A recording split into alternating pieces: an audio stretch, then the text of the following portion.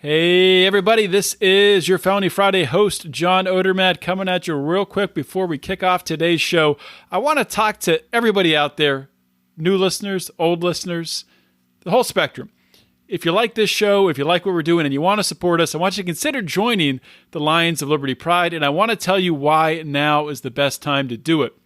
So we have a special going on right now. If you sign up, so with Patreon now, we have a way where you can sign up for a year in advance.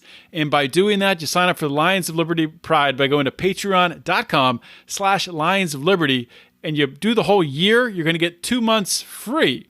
And if you do that for, we have different levels, right, from $5 up to $50 and actually up from there. But if you sign up for $15 a month or more, we're going to send you a free Lions of Liberty beanie from our Lions of Liberty store. So you sign up at $15 a month or greater, you're going to get the beanie, you're going to get 2 free months, you're going to get all of our bonus content. Degenerate Gamblers is a show we have every single week, especially this time of year during football season, betting season. And we have Conspiracy Corner, an awesome show. I am never on Conspiracy Corner, but it's one of my favorite. I'm not even just saying this. I mean, I really mean this. Conspiracy Corner is one of my favorite podcasts to listen to. It's going to be Mark and Howie and Rico and JB, and they do a fantastic job digging into all kinds of different conspiracies. But you can't hear it unless you're in the Lions of Liberty Pride. So go to patreon.com/Lions of Liberty. Let's get rolling into today's show.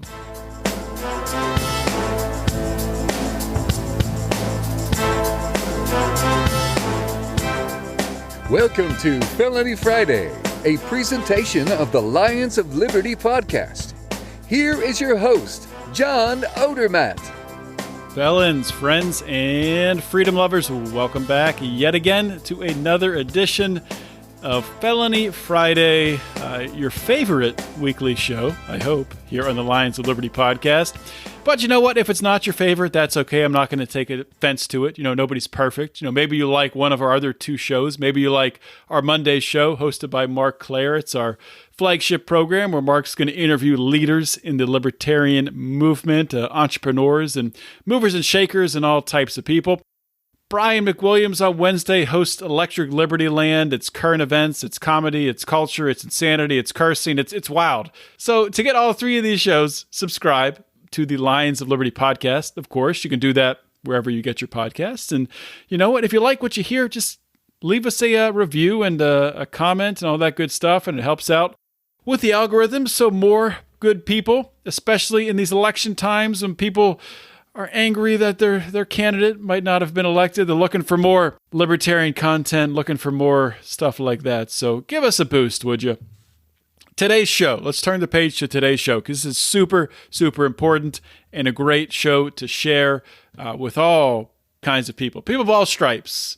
We have another interview with a prisoner on death row, and this is another co-author from the Crimson Letters, Voices from Death Row, which I'm going to link to on the show notes page. You can find it by going to our fancy brand new website at lionsofliberty.com. Check it out.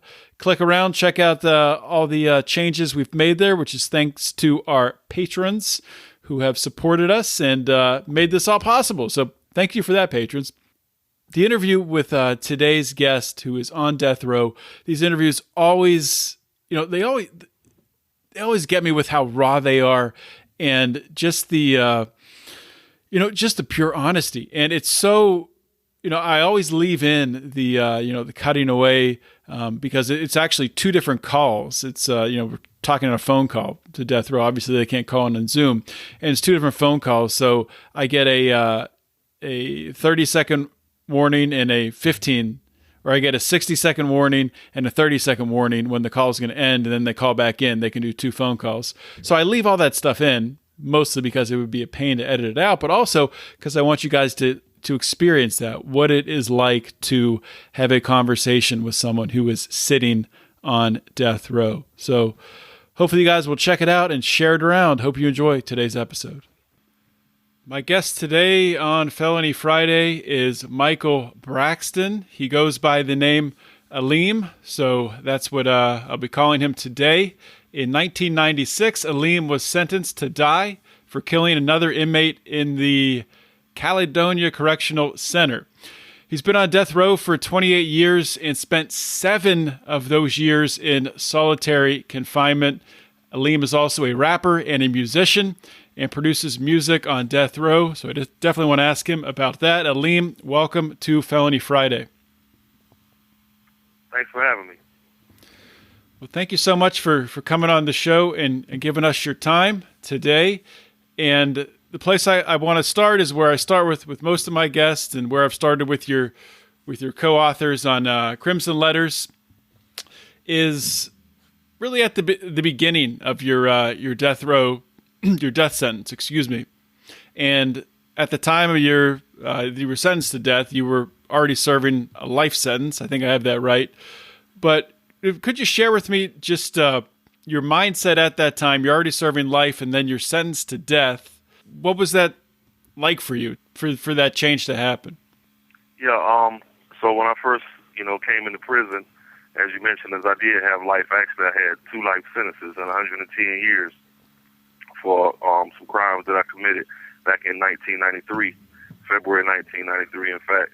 And, so I had the fortune or misfortune, if you would, like to categorize it, of going through 2 capital trials.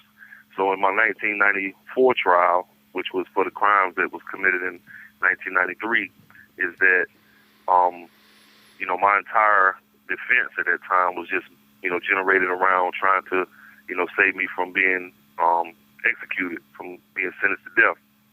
So when I had got arrested in 1993, is that I had turned myself in, and I had also confessed.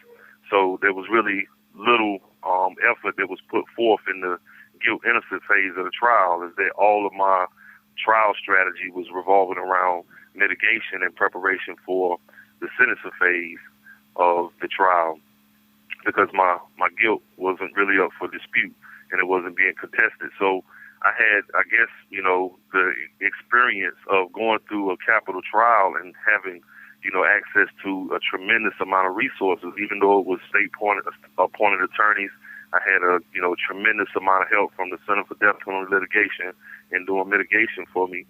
And, they did an amazing job talking to me, my family, talking to school friends and teachers and, people from the community, and, retrieving, pictures and photographs and, art that I had created as a child, and et cetera.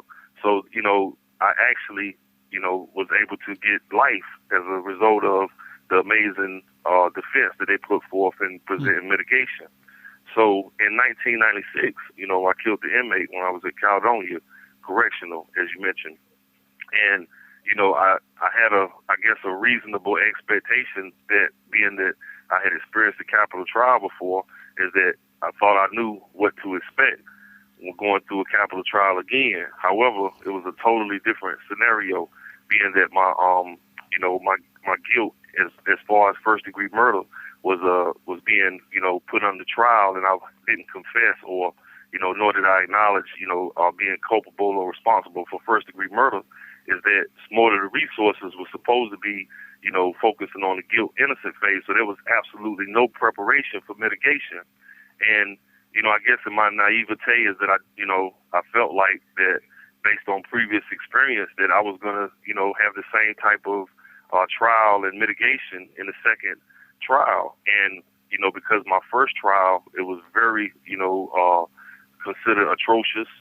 It was an execution-style homicide, and, it was very high profile. In the prison murder that I committed, it wasn't even publicized.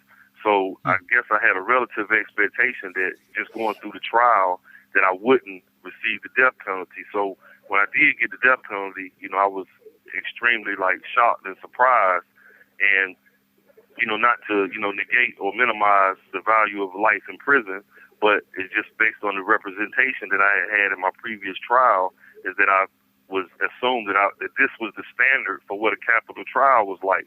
And so my representation was absolutely nowhere near compared to that. So when I did get the death penalty and I came to Central Prison, is that I was in a complete state of shock and despair. And being that I'm from Raleigh, is that, Central Prison is in Raleigh, North Carolina.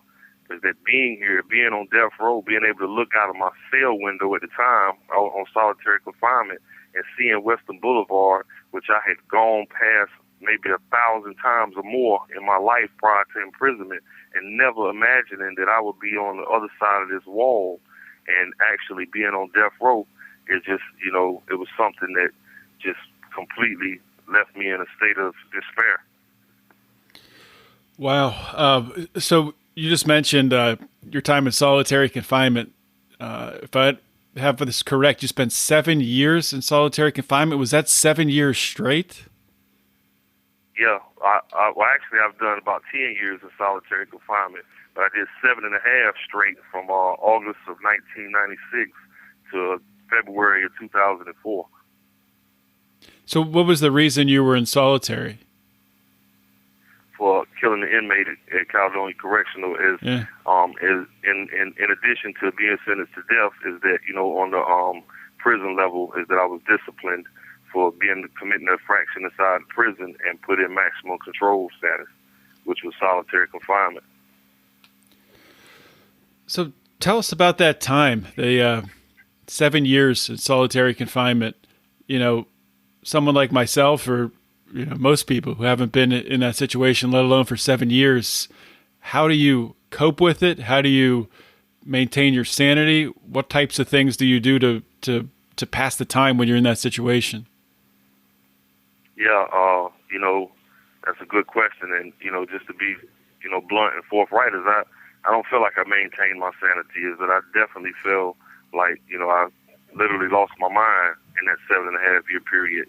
Is that I went through a great, downfall. Is that I had a relative time of, growth, where I just did some reading and, some self-examination and, peering into myself and trying to understand me a little bit better. But throughout the prolonged period of time, is that it definitely had, its effect on my mental state, as I became extremely paranoid, extremely distrustful of people, extremely uncomfortable around other people. And, it drove me to a point where, I felt extremely dangerous to myself as well as to other people. Being confined in solitude and, anytime any human interaction is had, I was in full restraints. I had handcuffs on. I had a chain around my waist. I had leg irons or shackles on my ankles. And, I had absolutely no physical human contact. And, in addition to just the environment of being around, other people that was in solitary who definitely, had mental illnesses and, throwing urine and feces and, kicking on the doors and banging on the doors, which was like a continual everyday state of affairs, as well as the, excessive aggressiveness of the officers on solitary, is that it just had me in a definite state of, excited agitation, paranoia, distrust, and it contributed to the deterioration of my mind as well as my morale. Is that I definitely questioned what was the purpose of continuing to live, being on death row, being in prison, being in solitary, and seeing no end in the immediate future to any of those circumstances. It definitely broke my spirit. Tell us about you get out of solitary confinement after 7.5 years. What was that adjustment like, being put back into general population? Yeah, when I got off of solitary initially, as I was unhealthy. As I mentioned, I was extremely paranoid. I was, excitably aggressive, and my thoughts were violent and very dangerous. Is that I felt pretty much like a dog that had been chained to a tree for a long period of time, with the anticipation or the feeling that you're here because you're dangerous, you're going to bite somebody, or the expectation is that somebody else is going to harm you. So when I actually did get off solitary confinement, is that I had all of those internal feelings of the expectations of harm, or the expectation that I was supposed to harm someone else. And it was a very, awkward and uncomfortable and uneasy adjustment. So, I did experience, a lot of anxiety of being in public places with people, and where we congregating.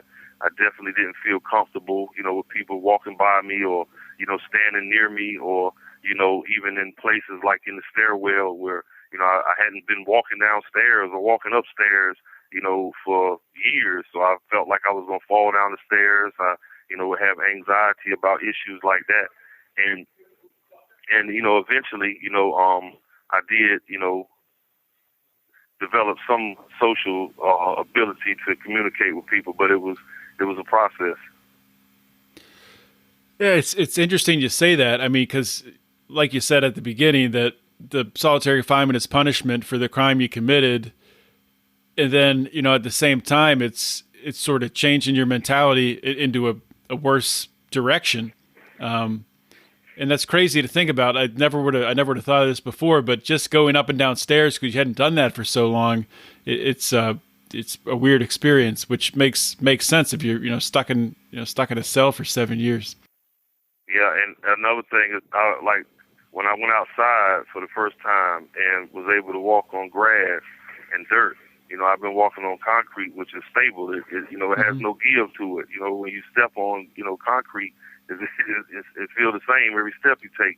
But when I walked on grass and dirt for the first time outside on the rec yard, You have 60 seconds remaining. Felt like I was going to fall at any minute. So that was an experience that I never, would have, given any thought to prior to the actual, attempt to walk on grass. Yeah, that's something I would never think of, but yeah, that totally makes sense. And the social interactions too, just being able to talk to people, I'm sure was really difficult. I know that we're going to have, I guess we're going to get the 30 seconds remaining. There it is, the 30-second warning. Just to give you the next question to think about when you're calling back is I'm going to ask you about, what changed? What changed in your mentality from when you get out of solitary that got you to where you are today? So when you get back on, we can start with that. All right.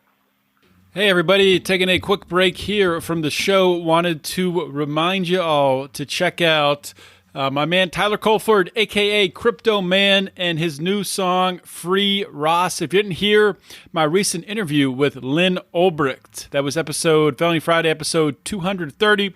Interviewed Lynn Ulbricht, played Tyler's song Free Ross. It's fantastic, phenomenal. Not just for the message of freeing Ross Ulbricht, but overall for changing the broken criminal justice system. All the proceeds from the Free Ross song, #FreeRoss by Crypto Man. You can find it on Spotify and Amazon Music. 100% of the proceeds from the song, #FreeRoss by Crypto Man, go towards freeing Ross Ulbricht. So please check it out. These are perilous times when they ruin your lives over victimless crimes, and they sever your ties from your business, loved ones, and family. Why? New slave labor, they barely pay you. Don't care about work ethic or major. So we're back here. Alim, the question that we talked about before the call there, before you had to call back, is what took you from, that time you get out of solitary confinement, you're, trying to readjust to life back in general population. What changed, or how did you work on yourself to get from that time then until where you are today? Yeah, it was a myriad of different events. For one, primarily the base was definitely the development of my faith. I had embraced Islam a few years prior to that, and it was my contemplation, particularly on the final, maybe year or so in solitary about, life after death. And, my, getting close to the point where I really honestly had arrived at the decision that I didn't want to live anymore. And prior to that, I didn't believe in the existence of a life after death. And so upon some contemplation of the Quran, of some different verses that I read in the Quran, is that, my faith in a life after death, became something that, developed, and I was convinced that there had to be a life, greater than just the the transitory, limited period of life that I was here on this earth. And to me, that was something that was very, very important because, being on death row, of course, you're aware of your mortality, the fact that you are literally here waiting to be executed. So, with being on solitary confinement for so many years and feeling in such a deep despair and, feeling like that there's no end for me. There's no end other than dying, whether it's within the next week or the next 5 years or 20 years, is that ultimately I was going to die in prison. And I wanted to do something to put an end to the suffering because I just couldn't see no sense of allowing myself to continue to, go through the hardship and the agony of the suffering that I felt that I was experiencing in prison. So with these experiences and these thoughts and that finding what I felt like was finality at that moment, that decision that, I'm going to end it all, is that it really, caused me to critically examine my beliefs and ideas that I had about God and I had about life after death. So that was my first initial, spark of, changing the way that I thought, is that once I became convinced that, that there had to be a life after death, and I was convinced on that based on the fact that I did believe in God. And, I knew that people that did good in this world, sometimes they didn't get any rewards in this world. And sometimes people that did evil didn't receive any punishment.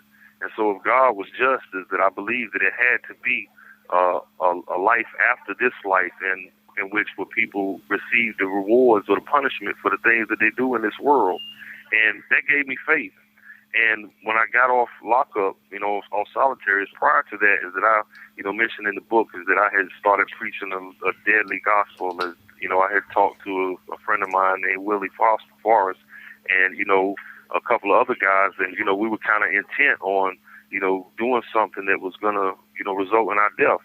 Primarily attacking some guards, maybe killing some people, and just going out with some tragic bang that would end all of the suffering, but would kind of leave some ongoing legacy for ourselves after death.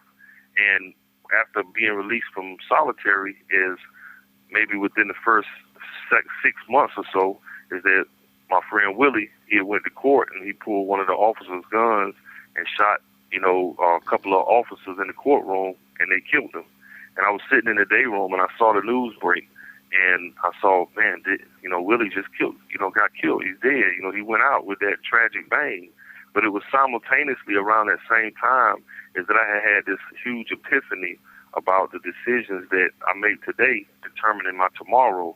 And I realized that the position that I was in, the condition and the state of mind, as well as my reality being on death row at that particular moment, was based on decisions that I had made in my yesterdays. And as I contemplated that, is that I realized that if that was the case, then I could possibly make more decisions in a more positive way that could produce an outcome that was different from what was, seeming to be, set in stone for me at that moment. I realized that if I continue to think and act the way that I had previously been thinking and acting, then the future for me was absolutely certain. But if I did believe in God as I had developed my faith, and I believed in the doing of good and the reward of good, is that I believed if I could do good, if I could change my attitude, if I could change my behavior, and not just, on a lip service level, but a sincere change within my heart, within my attitude, within my mind, that if I made a serious attempt to change my decisions and the person that I had been, that perhaps I could change the outcome of my fate, even possibly, with the death sentence and et cetera. And that gave me a sense of power. That made me feel that I was in control because, in prison, this is like a huge mountain and it seems unconquerable.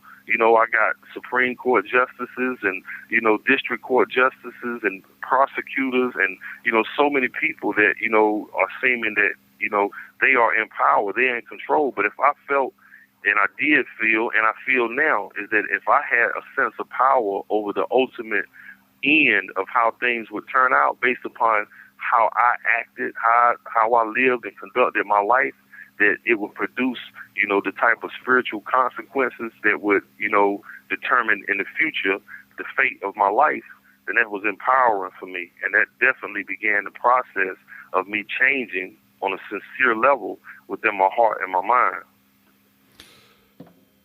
That's a powerful message. And, you know, a lot of people who aren't even in prison, who are out in the free world, you know, sort of lock themselves in a mental prison and don't allow themselves that power. So to be able to do that while you're in prison, that's a powerful message. I want to pivot here and start talking about your contribution, your writing, being a co-author for Crimson Letters. Can you tell us a little bit about how that came about and why you wanted to do it? Yeah, Tessie, she came in as a volunteer around 2013, 2014. I can't remember precisely what year, but she, came in with a writing class, and then she kind of, dwindled it down to 2 different classes, and she selected me to be in her journalism class. And it wasn't long before she wrote an article that the prison didn't like, and she got banned, couldn't come back in, which is all that is mentioned in the book. Mm-hmm. And then she reached out and wrote a couple of us. She wrote Chanton a letter, and Chanton let me know, hey, I got a letter from Tessie. He said we're free to write her if we want to. And when we was in the journalism classes, I had wrote actually a piece that is in the book, Mercy on My Soul, and I had read it in the journalism class, and Tessie was so excited about that piece, and she told me specifically, she said, you're a great writer, and I envy you because you're going to publish your memoir before me.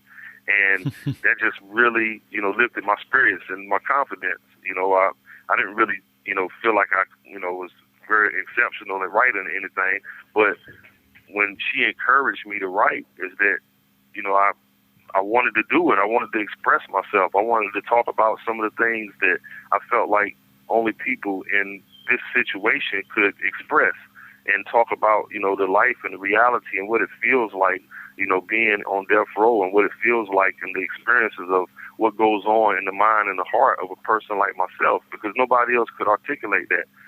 Academics or, people who do statistics and talk about crime or talk about the death penalty, etc., they can only do that from an academic level. But, I wanted to give the true insight and perspective from my heart, from my mind, for how I felt. And so when Tessie, presented the opportunity for us to write a book, at first, she'll tell you, as I was resistant to it. We had some pushes and pulls. But when I came around to it, I definitely wanted people to hear my voice, not only for myself, but for other people here that didn't have an opportunity to have their voice heard. But I feel that, some of our situations and struggles and experiences are parallel, and I wanted to represent a demographic of people that, are rarely heard or seen. So that was what motivated me in participating in Crimson Letters. Yeah, well, I'm glad you did. I'm glad your co-authors did. And I want to encourage everyone to, of course, buy the book, and I'll link to it on the show notes page. I'm not sure how much time we have left, but I definitely want to ask you about your rapping career and producing music on death row. A lot of us on the outside probably can't imagine how that works. Can you just talk a little bit about that and share how you're able to produce music on death row? Yeah, sure. That's been my passion. That's one of the things that is been a consistent in my life before I came to prison. I started rapping when I was about 13, and, it's one of the things that I can still do on this side of the wall. And for many years that I wrote, and I really didn't have any, intentional desired goal that I would record anything. Most of the writing I did was just for myself. It became therapeutic. Before I was writing in Crimson Letters, is that, my first and primary form of expression has been through my writing as far as rhymes. And that was the conduit for me to be creative and express things about myself and to figure things out that, I didn't have an opportunity or any other way of getting those things outside of myself and examining them. So, it wasn't until we had access to the telephone in 2016 that the notion of, even trying to record any of my music was even possible. So with the, access to the telephone is that I was fortunate to make some connections with, several different people through Hidden Voices. That began to be my first kind of crack of the door, which was one of the programs that we had in here when Tessie was also coming in as a volunteer. and I had met some people through Hidden Voices that had recorded a monologue for me, and that helped me in as far as learning how to meet someone that could record my vocals over the phone, just like we're doing right now. Mm-hmm. And when I learned that I could actually put this on the internet, that's what I did. We just did it as an a cappella. And eventually I was able to connect with some producers and, put some music to the beats. And it's been my focus and my goal and my aspiration that if I could do this music for the purpose and the sake of trying to generate some attention to the fact that there's innocent people on death row. And that's one of the things that just blew me away when I came to death row, is that I honestly never, ever conceived that it would be anybody in here that was innocent. I mean, I'm guilty. I mean, there's no question about that. And I honestly felt when I came through the doors that everybody was just like me, and I felt like I was one of the worst of the worst and that I deserved to be here. I honestly felt, that it was justified in sentencing me to death, and I wasn't bitter or anything. And I expected that the people that around me, were just as guilty and just deserving as I was.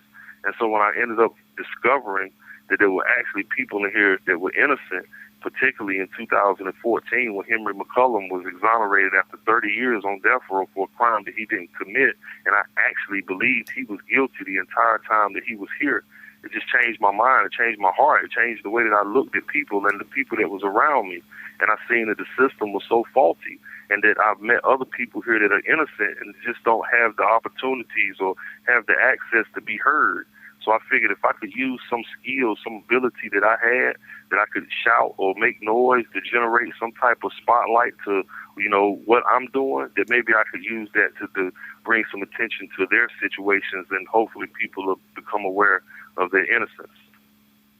That kind of takes us right into my last question. If you could just kind of elaborate, years from now, when you're gone and people look back on your life, how do you want to be remembered? Well, ultimately, I want to be remembered as someone who, definitely, I want to be in my fullest scope, as I want to be known as someone who, went to the lowest of the low, that committed crimes and things that, were horrible, that did things that, I'm not proud of. You have 60 seconds remaining. I also want people to know that, that there was a redemptive aspect, and that I dedicated the rest of my life to trying to help people, to trying to save people that were in situations that were very misfortunate. Is that one of the verses in the Quran that inspires me, is that it says that to take a life is like killing all of humanity, but to save a life is like saving all of humanity. So I want to dedicate my life and the remainder of it to doing what I can to try to... You have 30 seconds remaining. To try to save some of the innocent lives here on death row. Well, Alim, I want to thank you for coming on the show and sharing with my audience, and just like with Crimson Letters, with writing that book, and with what you're doing with your music, this podcast is going to go out to thousands of people, and for them to be able to hear from you, someone on death row who is motivated and inspired to make a change, I think that's awesome. So thank you.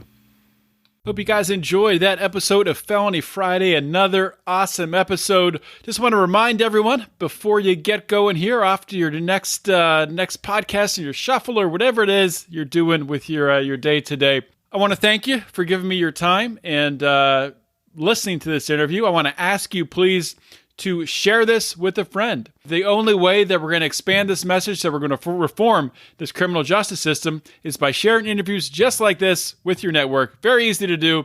And I also want to ask you to please, if you have not yet checked it out, you need to go to the Lions of Liberty store. It's lionsofliberty.store.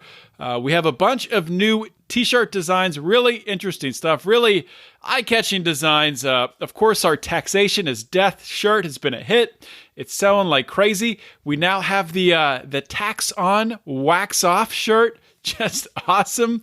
And there's more coming. We're really trying to get into what we're calling it the Lions of Liberty brand of shirts. So you're going to get the cool design on the front, and then up just real small up by the tag on the back, you're going to have our Are You Ready to Roar logo.